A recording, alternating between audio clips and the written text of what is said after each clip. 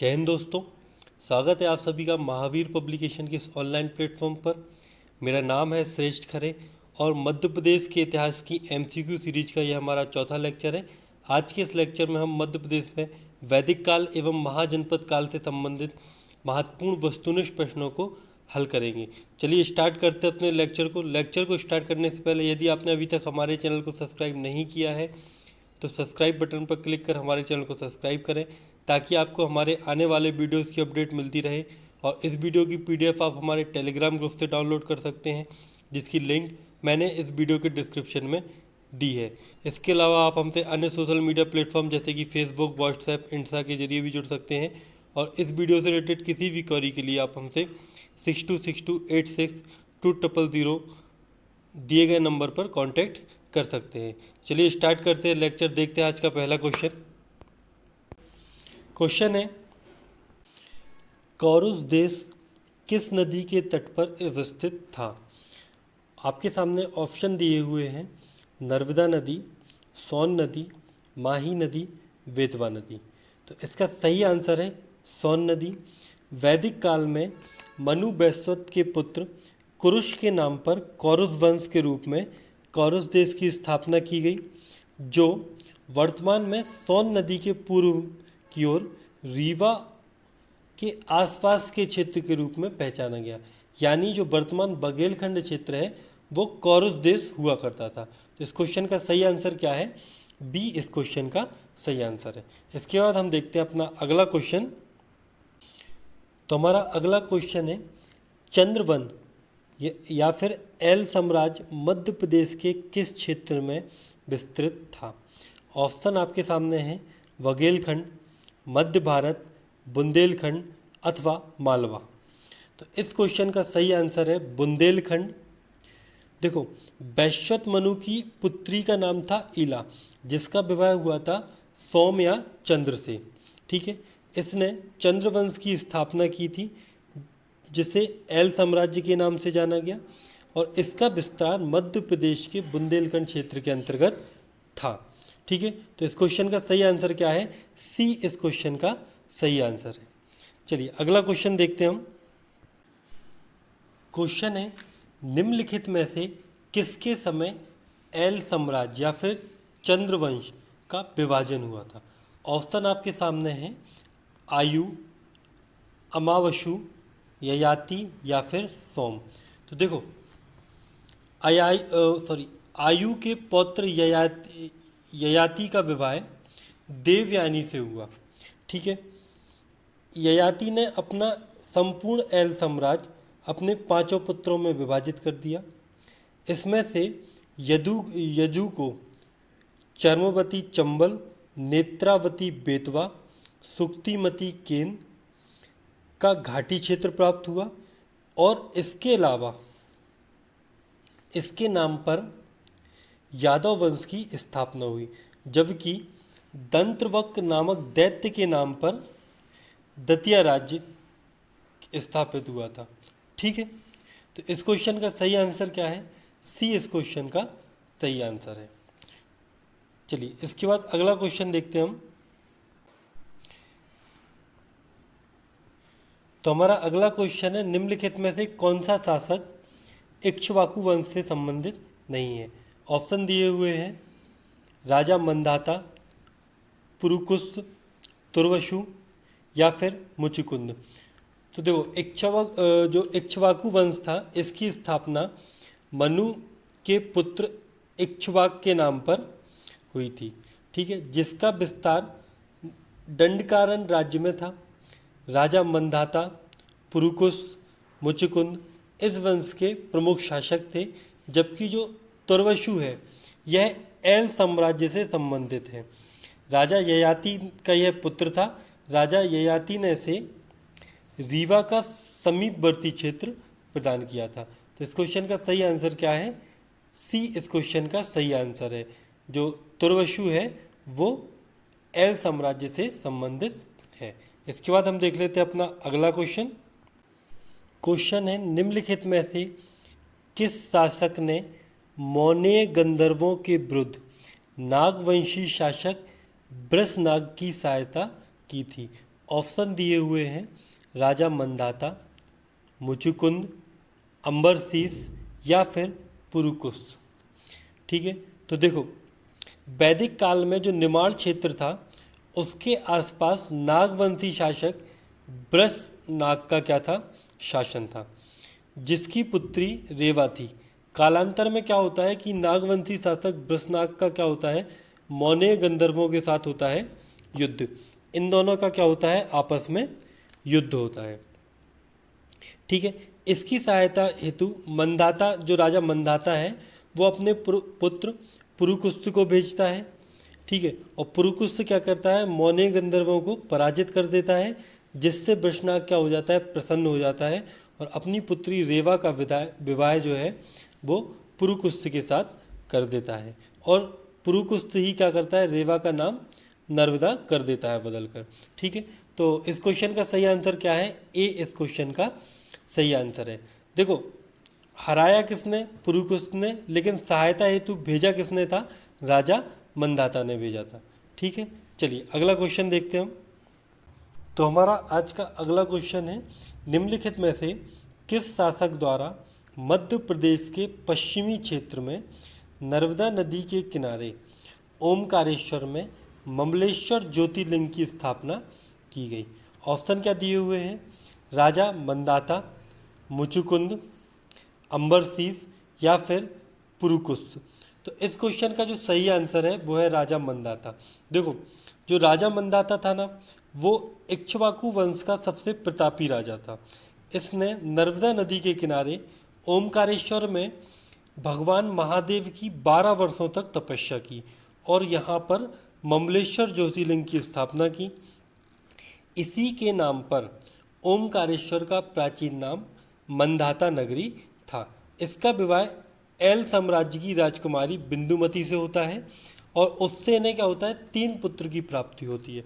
कौन कौन से 3 पुत्र थे, एक का नाम था पुरुकुस, अम्बरसीस और मुचुकुंद, जबकि एक पुत्री की प्राप्ति होती है जिसका नाम रहता है कावेरी। ठीक है, तो इस क्वेश्चन का सही आंसर क्या है, ए इस क्वेश्चन का सही आंसर है। ममलेश्वर ज्योतिर्लिंग की स्थापना ओमकारेश्वर में किसने की थी, राजा मंदाता ने की थी। इसके बाद हम देखते हैं आज का अगला क्वेश्चन। क्वेश्चन है, निम्नलिखित में से किसके द्वारा मंदाता नगरी ओमकारेश्वर की स्थापना की गई। ऑप्शन है राजा मंदाता, मुचुकुंद, अम्बरसीस या फिर पुरुकुस। तो इस क्वेश्चन का सही आंसर है मुचुकुंद। देखो मुचुकुंद कौन था, यह था राजा मंदाता का पुत्र। इसने अपने पिता के नाम पर मंदाता नगरी की स्थापना की। ठीक है, या फिर कहें तो ओमकारेश्वर की स्थापना की, जिसका प्राचीन नाम क्या था, मंदाता नगरी था। अब इसने क्या किया, परियात्र पर्वत, काकरावर्डी और ऋक्ष पर्वत जो है अमरकंटक के प्रदेशों को जीतकर अपने साम्राज्य में भी मिला लिया और इसने मध्य प्रदेश के मुरैना जिले में मुचुकुंद की गुफाओं का निर्माण भी करवाया था।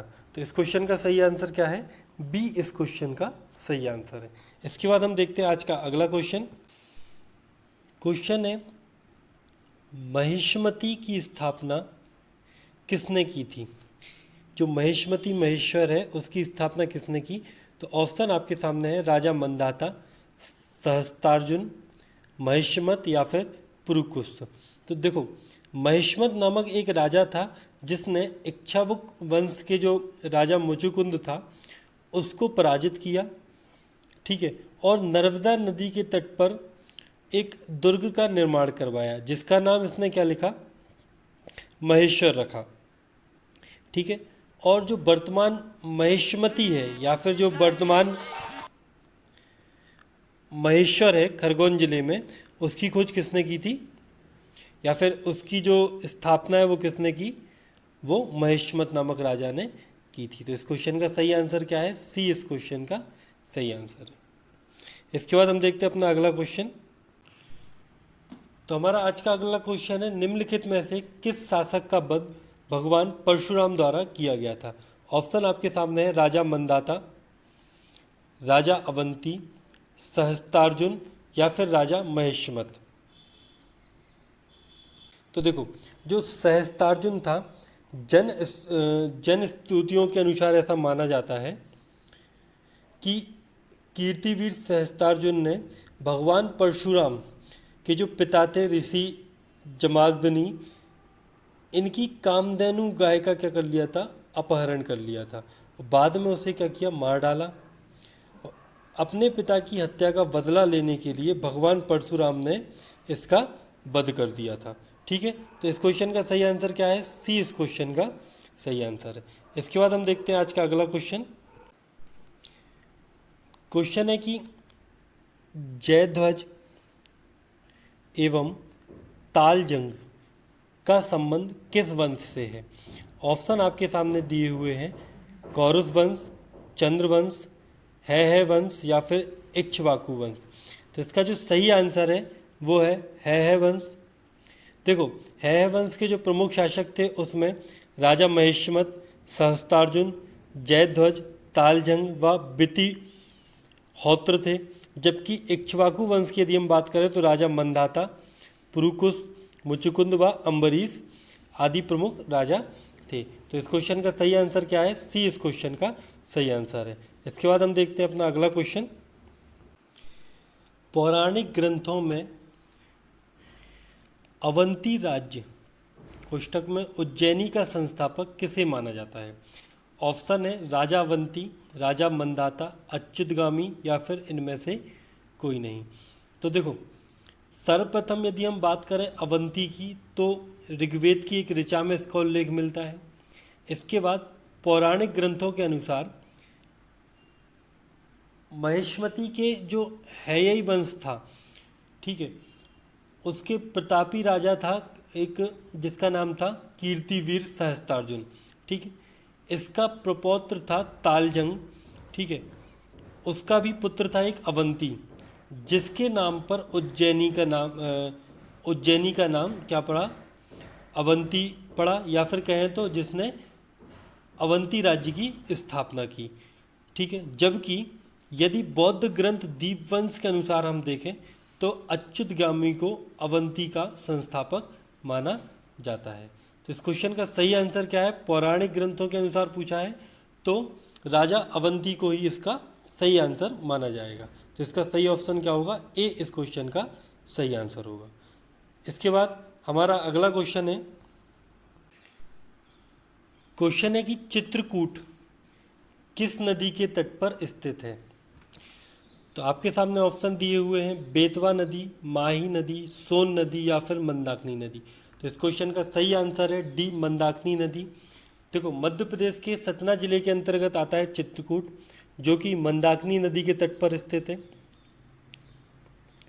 माना जाता है कि भगवान राम ने अपने वनवास के 11 वर्ष यहाँ गुजारे हैं। ठीक है, इसके साथ ही जो गोस्वामी तुलसीदास जी थे, उन्होंने रामचरितमानस की रचना भी यहीं पर की है। ठीक है, तो इस क्वेश्चन का जो सही आंसर क्या है, डी इस क्वेश्चन का सही आंसर है, यानी चित्रकूट मंदाकिनी नदी के किनारे स्थित है। अगला क्वेश्चन है कि चित्रकूट मध्य प्रदेश के सतना जिले में स्थित है। इसके अंतर्गत निम्नलिखित में से कौन सा दर्शनीय स्थल शामिल नहीं है। ऑप्शन ए है ऋषि अत्रि का आश्रम, ऑप्शन बी है भरतकूट, सी है कामदगिरी पर्वत और डी है सबरी आश्रम। तो इस क्वेश्चन का सही आंसर है डी, सबरी आश्रम, जो कि विंध्य क्षेत्र के अंतर्गत आता है। जबकि मध्य प्रदेश के सतना जिले में जो चित्रकूट स्थित है उसके अंतर्गत ऋषि अत्रि एवं सती अनुसुईया का आश्रम, कामदगिरी पर्वत, हनुमान धारा, सीता रसोई, भरतकूट, गुप्त गोदावरी आदि प्रमुख दर्शनीय स्थल आते हैं।